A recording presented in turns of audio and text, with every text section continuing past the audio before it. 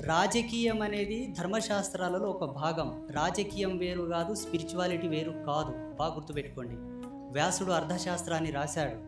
వ్యాసుడు రచించినటువంటి అర్థశాస్త్రాన్ని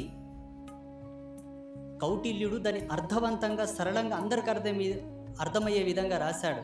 రాజనీతి ధర్మశాస్త్రాలలో ఒక భాగం.